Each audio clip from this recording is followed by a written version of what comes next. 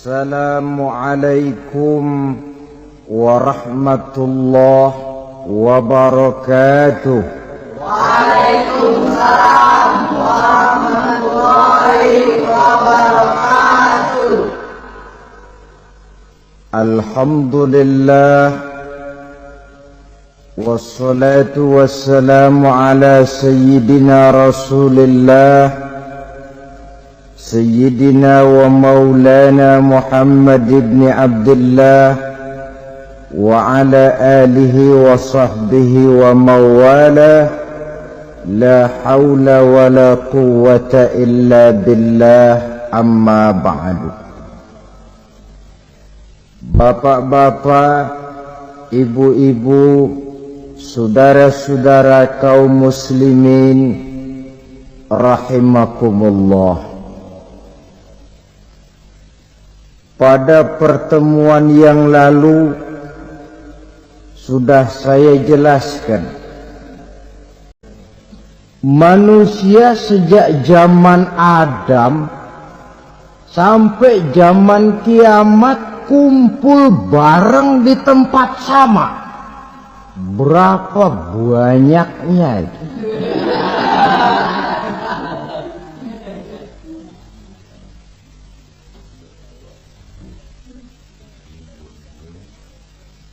Dan yang luar biasa menurut satu riwayat, pada saat bangkit itu, Masya Allah,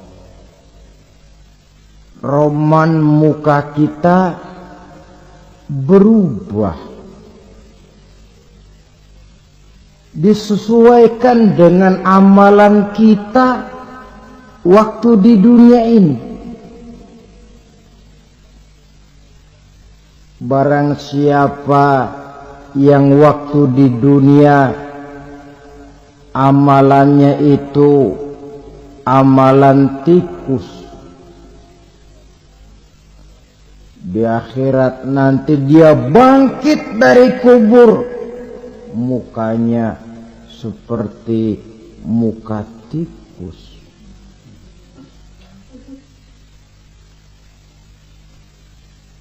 Gagah betul badannya, tapi mukanya seperti tikus. Kenapa? Amalannya waktu di dunia seperti amalan tikus. Apa amalan tikus itu? Suka ngegeragoti barang yang sudah disimpan rapi-rapi. Orang sudah simpan uang rapi-rapi, simpan perhiasan rapi-rapi, digeragoti oleh tikus. Maling-maling, pencoleng-pencoleng, koruptor-koruptor, itu nanti di akhirat nanti kita lihat mukanya seperti muka tikus. Oh, ini waktu di dunia suka nyolong, mukanya seperti muka tikus. Barang siapa yang waktu di dunia ini amalannya itu amalan macan, dia akan bangkit nanti mukanya seperti muka macan. Apa amalan macan? Macan itu amalannya menang-menangan. Orang yang mau menang saja nggak mau mengalah. Coba lihat di hutan. Kenal hutan nggak? Nah, di hutan, raja hutan di mana-mana pasti macan. Betul kan? Betul. Padahal hutan belum pernah bikin pemilihan umum. Tapi macan tidak peduli ada pemilihan umum apa tidak, pokok saya raja. Sebab apa? Macan jadi raja itu bukan karena benar, tapi karena kuat jadi raja. Setelah dia jadi raja, rakyat hutan yang mesti dilindungi malah dimakan oleh Raja Macan. Kambing rakyat hutan dimakan oleh macan. Ayam rakyat hutan dimakan oleh macan. Itu nanti kita lihat di akhirat itu mukanya seperti muka macan, gagah betul. Lalu barang siapa yang di dunia ini amalannya itu seperti amalan anjing, nanti dia punya muka seperti muka anjing. Apa amalan anjing? Pertama, anjing itu kalau disuruh jaga rumah, dia tidak bisa membedakan mana maling, mana tamu. Biar yang datang maling, kalau bawa tulang, anjing kalem.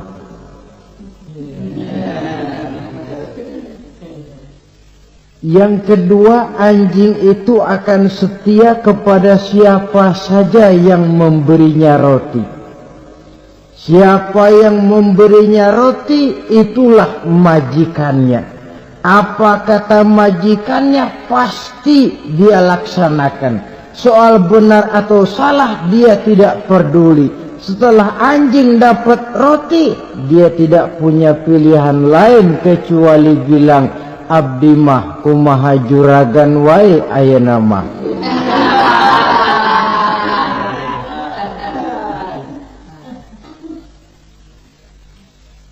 Saudara hadirin yang saya hormati, berkumpul di padang mahsyar, tiap orang sibuk dengan persoalannya masing-masing. Matahari waktu itu didekatkan oleh Allah. Panas luar biasa. Ada yang saking panasnya itu mencucurkan peluh keringat sampai sebatas mata kakinya. Ada yang keringatnya sampai sedengkulnya. Ada yang keringatnya sampai sepusatnya. Ada yang keringatnya mengalir sampai sebahunya. Ada yang kelelap oleh keringatnya sendiri, sementara orang di sampingnya enggak apa-apa. Bergantung lagi amalan dia waktu di dunia ini. Saudara-saudara,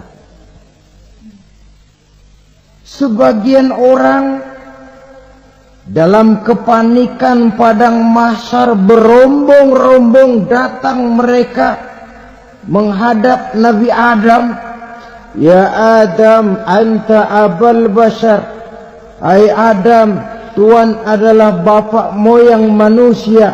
Kami sebentar lagi akan disidang, dimintakan pertanggungan jawab. Tolonglah kami, hai Adam. Kata Nabi Adam, jangankan nolongin sampean, saya sendiri tanggung jawab di hadapan Allah ketika dulu tidak boleh makan khuldi, saya serobot. Sudahlah, urus diri masing-masing saja, nafsi-nafsi. Begitu kata Nabi Nuh, begitu kata Nabi Ibrahim. Tiap orang bertanggung jawab sendiri-sendiri. Ketika itulah saudara-saudara, nikmatnya menjadi umat Nabi besar Muhammad sallallahu alaihi wasallam. Sebab apa? Walaupun menurut abjad kita ini umat paling belakang, kita ini toh, karena Nabi Muhammad adalah Nabi akhir, tapi akan dihisab lebih dulu, lewat di atas sirat lebih dulu, masuk surga lebih dahulu ketimbang umat-umat belakangan. Ketika Rasul mendekati ajal, beliau tanyakan itu kepada malaikat Jibril. Malaikat Jibril berkata, Muhammad, jangan khawatir, Allah sudah berjanji, inni haramtul jannata ala sairil anbiya hatta tadkhulaha anta, wa haramtuha ala sairil umami hatta tadkhulaha ummatuka. Surga aku haramkan buat seluruh nabi, kecuali kalau engkau Muhammad sudah masuk ke dalamnya. Dan surga aku haramkan buat seluruh umat, kecuali kalau umatmu Muhammad sudah masuk ke dalamnya. Logikanya, walaupun menurut abjad kita umat paling belakang, bakal dihisab paling dulu, lewat di atas sirat paling dulu, masuk surga paling dulu, kalau mampir ke neraka juga paling dulu. Iya, resiko. Jangan mau enaknya aja paling dulu. Saudara hadirin yang saya hormati, setelah masa kebangkitan itu jangan dikira begitu bangkit langsung diperiksa. Masih menunggu menanti ribuan tahun perhitungan padang mahsyar untuk sampai kepada proses yang disebut yaumul hisab, hari perhitungan. Seorang demi seorang bakal dipanggil. Bayangkan saja, kita se-RT saja di absen, kadang-kadang perlu waktu lama. Ini manusia sejak zaman Nabi Adam sampai datang hari kiamat, satu demi satu disidang di hadapan Qadhi Rabbul Jalil. Status sosial copot sudah waktu itu. Yang pernah jadi hartawan di situ ndak lagi kelihatan kehartawanannya. Yang pernah jadi jenderal ndak lagi dipanggil jenderalnya. Yang ustadz ndak lagi dipanggil al-mukarramnya. Seluruh status sosial selesai. Dipanggillah kita seorang demi seorang menghadap Qadhi Rabbul Jalil. Bagaimana proses penghisaban itu? Pertama, proses tanya jawab.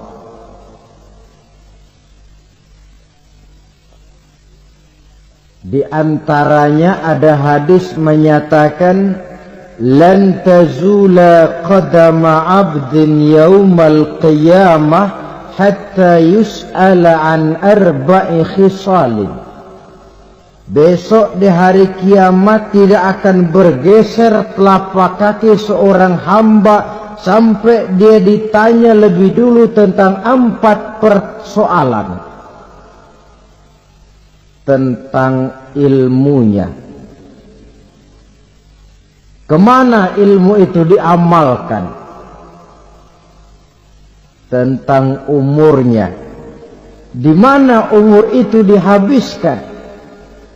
Tentang masa mudanya, kemana masa muda itu dipakai. Tentang hartanya, dari mana harta itu didapat dan kemana harta itu dibelanjakan. Ini termasuk proses tanya jawab. Jadi kalau istilah pengadilan dunia, nama Fulan bin Fulan. Kamu waktu di dunia diberikan umur panjang untuk apa? Pernah mengalami masa muda, kemana kau habiskan masa remajamu? Kau diamanahkan ilmu, dengan apa ilmumu kau amalkan? Kau diberikan harta, dari mana harta kau dapat, kemana kau belanjakan? Tak seorang pun yang bisa mungkir. Sebab apa? Dikala itu yang menjadi saksi bukan orang. Yang menjadi saksi adalah seluruh anggota badan kita. Tangan bicara, kaki jadi saksi terhadap seluruh amalan yang pernah kita kerjakan pada saat kehidupan di alam dunia ini. Selesai proses tanya jawab, lalu diperlihatkan buku catatan kita waktu hidup di dunia ini. Jangan lupa Allah itu menyiapkan 2 superkomputer kepada kita. Sebelah ditempelin sebelah kanan, yang sebelah tempelin di sebelah kiri. Komputer itu namanya Raqib dan Atid. 2 malaikat yang apabila baik kita lakukan, refleks saja akan menulis kebajikan kita. Jahat kita kerjakan, akan tertulis. Catatan itu nanti diperlihatkan kepada kita. Waduh, alangkah malunya pada saat diperlihatkan catatan kita, buku rapot kita merah melulu. Barangkali diperiksa sambil diomelin, brengsek lo. Buku merah melulu begini, bagaimana waktu hidup di dunia? Tidak cukup diperlihatkan buku catatan kehidupan, rekaman kehidupan. Rekaman kehidupan kita secara utuh sejak terlahir sampai ajal datang merenggut nyawa. Barangkali mirip dengan video sekarang ini, di mana terekam dengan baik seluruh kegiatan kita, sejak yang sekecil-kecilnya sampai kepada yang sebesar-besarnya.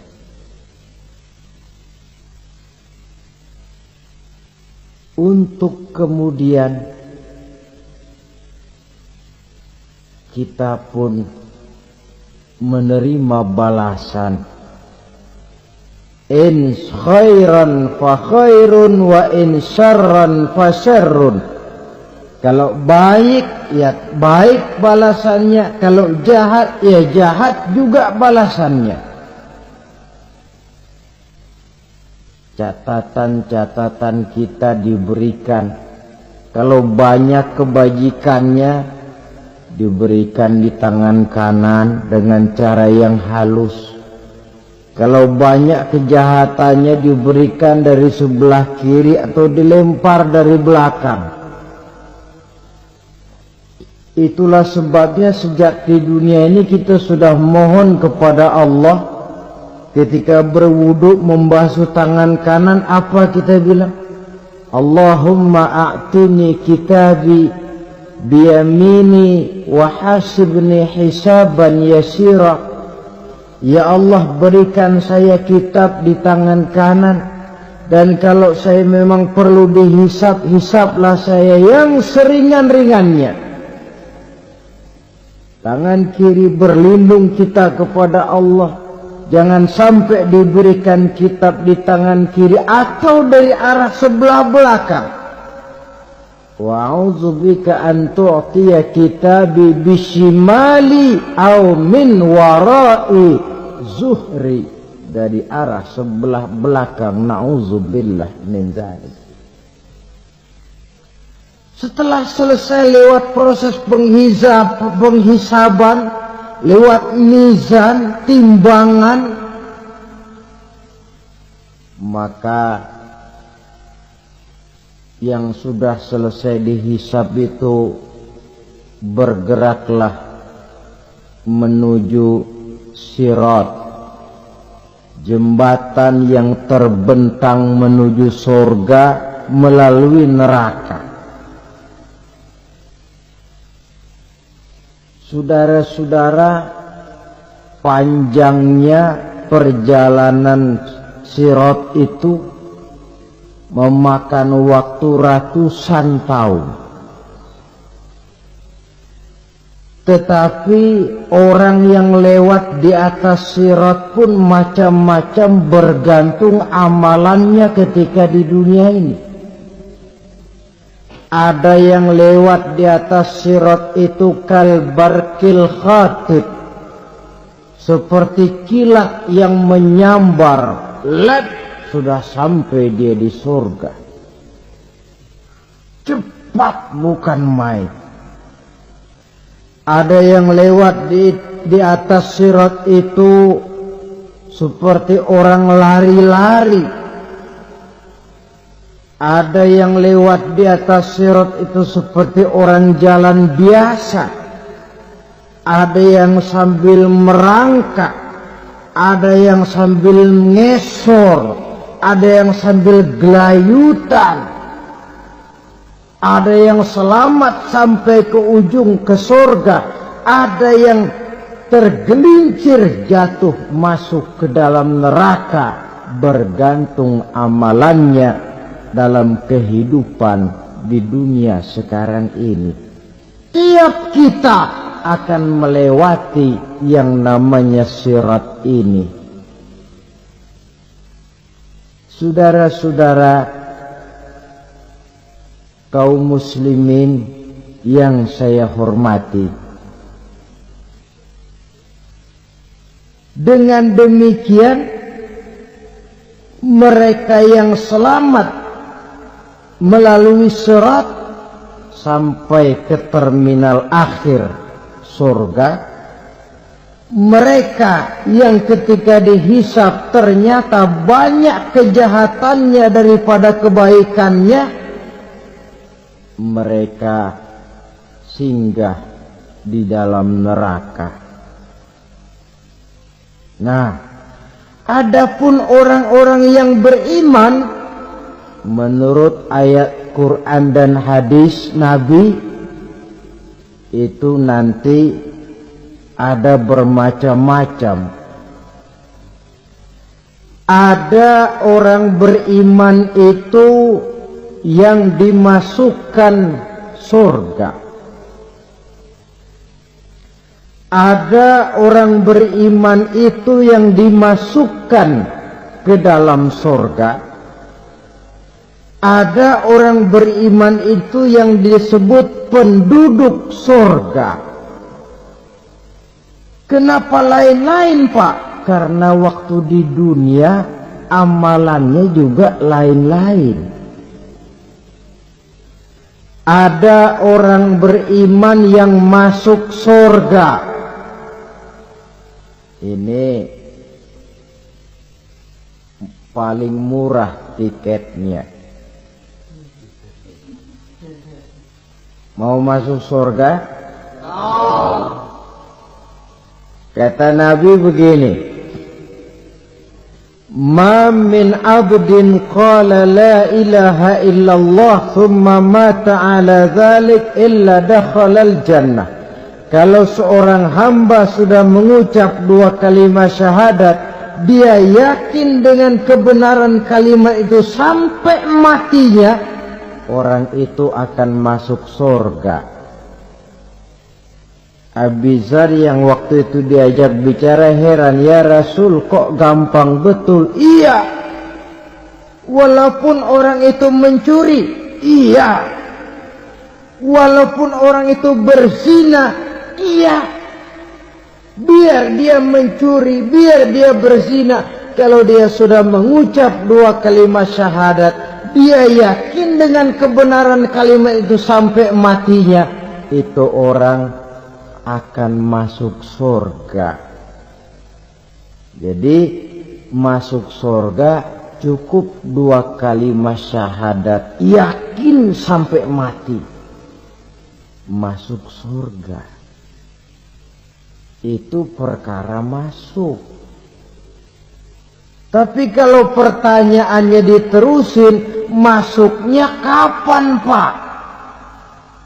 Nah, ini lain lagi urusannya. Sebab ada yang masuknya itu langsung, ada yang mampir dulu.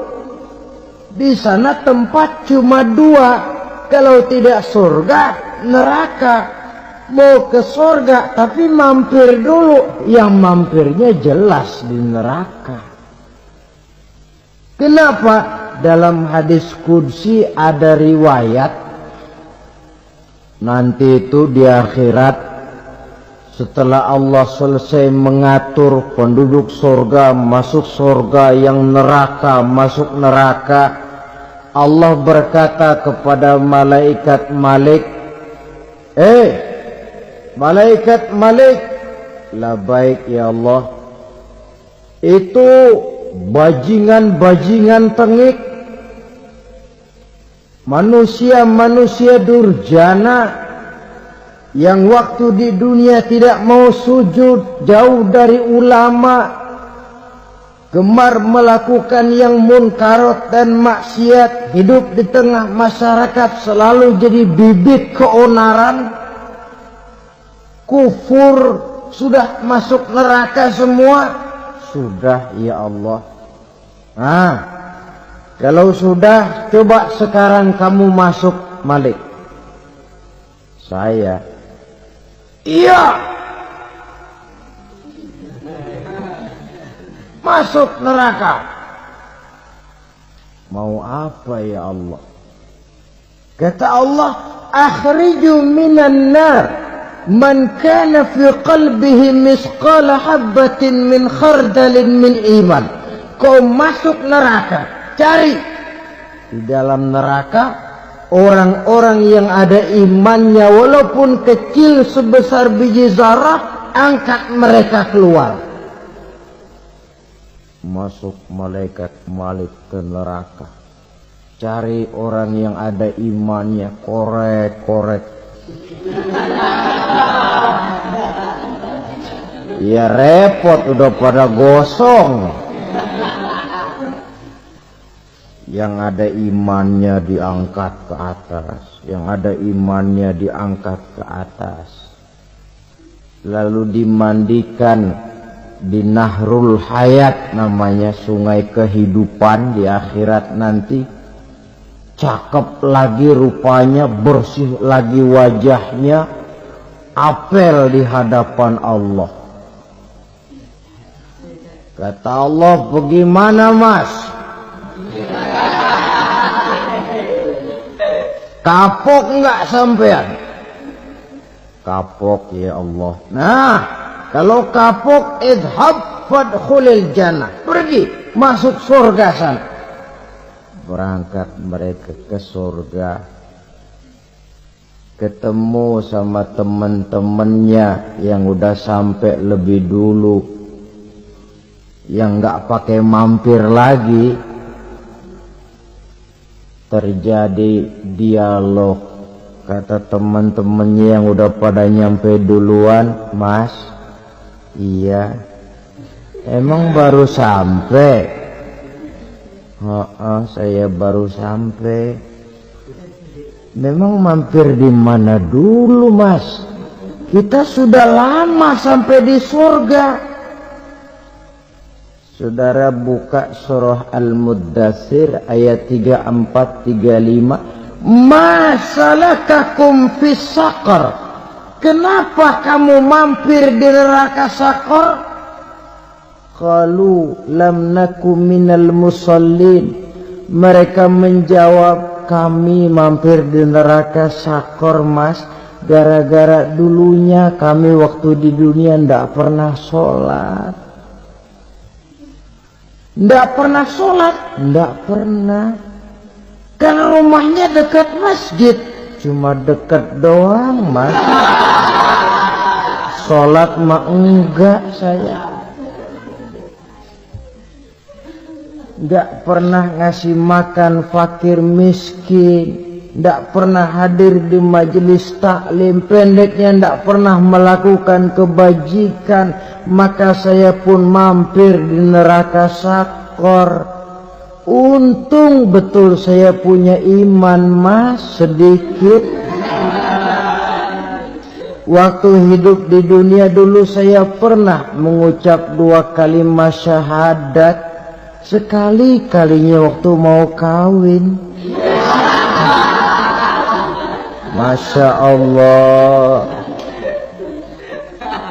Untung saja kawin. Kalau nggak kawin polos.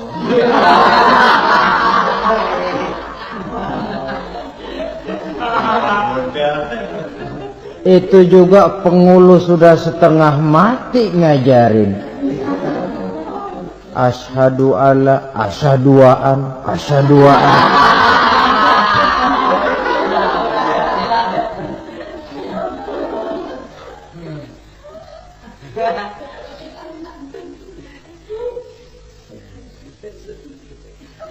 Ini namanya masuk surga. Ada mampir dulu. Ada pula orang mukmin itu yang dimasukkan surga. Namanya dimasukkan kan terima beres. Saya masuk ke rumah, jalan sendiri, cari tempat sendiri. Saya dimasukkan ke dalam rumah, terima beres. Pokok ada di dalam, itu dimasukkan namanya. Nggak pakai mampir. Tapi tentu tiketnya lebih mahal ketimbang yang pertama tadi. Apa kata Allah? Innalladzina amanu wa amilus shalihat la ukaffiranna anhum sayyi'atihim wa la udkhilannahum jannah. Sesungguhnya orang-orang yang beriman kemudian beramal soleh, kami hapuskan segala dosa dan kesalahannya, kami masukkan mereka ke dalam surga. Lihat ayatnya. Allah yang memasukkan, kita yang dimasukkan. Tidak pakai transit, tidak usah mampir. Cuma tidak cukup syahadat, tidak cukup amanu, tapi diiringi dengan wa'amilus sholih. Iman, amal. Tidak cukup syahadat, lalu dibuktikan dia sholat, dia zakat, puasa, lalu dia melakukan berbagai macam kebajikan. Ini yang menyebabkan dia tidak pakai mampir di tempat yang bernama sakor. Lalu ada pula orang mukmin itu yang disebut penduduk surga. Wah, ini sudah VIP ini. Ashabul jannah, penduduk surga. Siapa mereka? Kata Allah, innalladzina amanu summa istaqamu fala khaufun alaihim wala hum yahzanun ulaika ashabul jannah hum fiha khalidun. Sesungguhnya orang-orang yang beriman lalu istiqamah, tetap dalam melaksanakan perintah Allah, tidak goyang, tidak labil tapi stabil, istiqamah, mereka tidak takut dan tidak bersedih hati. Merekalah penduduk surga. Iman, istiqamah. Tidak punya duit, sembahyang. Banyak duit, sembahyang. Miskin, sembahyang. Kaya, tetap sembahyang. Istiqomah. Kadang orang kalau susah rajin ke masjid, banyak duitnya, ngelihat masjid melengos. Itu yang dibilang waktu miskin hamba Allah, setelah kaya jadi hamba harta. Bergeser, tidak ada nilai istiqomahnya. Saudara-saudara, dengan begitu penduduk neraka itu dua. Ada penduduk permanen, ada penduduk yang semi permanen. Yang semi permanen orang-orang beriman yang mempunyai dosa besar. Mereka masuk ke neraka untuk menerima azab sesuai dengan dosanya. Bila selesai masa azab itu, mereka akan diangkat untuk ditempatkan kembali ke dalam surganya Allah Subhanahu wa ta'ala. Nah, dikala itulah saudara-saudara, ada yang disebut syafaat dari Rasulullah sallallahu alaihi wasallam. Tapi tentu jangan lupa syafaat ini ibarat kain menambal dia. Kita punya kain bolong-bolong sedikit, syafaat yang menambal. Sholat kita ada kurang dikit, sedekah kita ada campur riya dikit, amalan kita ada tidak karena Allah dikit, kita berharap syafaat. Jadi biarlah kain masih bolong-bolong, yang penting punya kain. Tapi kalau kainnya tidak ada, yang ditambal apanya? Sholat tidak, puasa tidak, zakat tidak, berharap syafaat saja. Ya, terlalu berlebihan itu. Saudara hadirin yang saya hormati, apabila selesai proses penghisaban, proses penghitungan, maka dikala itulah manusia terbagi dalam dua kelompok besar. Fariqun fil jannah wa fariqun fis sa'ir. Sekelompok orang-orang beruntung yang masuk ke dalam surga, dan sekelompok lagi masuk ke dalam neraka. Akan memakan waktu untuk menceritakan sifat surga dan neraka, tapi insya Allah pada kesempatan pertemuan lain saya sampaikan. Namun sebagai gambaran umum cukuplah saya sampaikan sebuah hadis qudsi. Allah jelaskan, a'dadtu li'ibadiyas salihin ma la aynun ra'at wa la uzunun sami'at wa la khatara fi qalbil bashar. Aku sediakan buat hamba-hambaku yang soleh, yang tidak pernah terlihat oleh mata, tidak pernah terdengar oleh telinga, dan belum pernah terdetik dalam hati manusia. Jadi kenikmatan surga belum pernah dilihat mata, belum pernah didengar telinga, belum pernah terdetik dalam hati. Pedihnya azab neraka belum pernah terlihat mata, belum pernah terdengar telinga, belum pernah terdetik dalam hati. Saudara hadirin yang saya hormati, oleh karena itu sebagai uraian akhir daripada kiamat ini, marilah sama-sama kita memanfaatkan hidup dengan sebaik-baiknya, supaya jangan timbul penyesalan di hari kemudian nanti. Mudah-mudahan kita seluruhnya diselamatkan Allah dari azab neraka dan mendapat surga dan ridhonya. Sekian dan demikianlah pertemuan kita kali ini.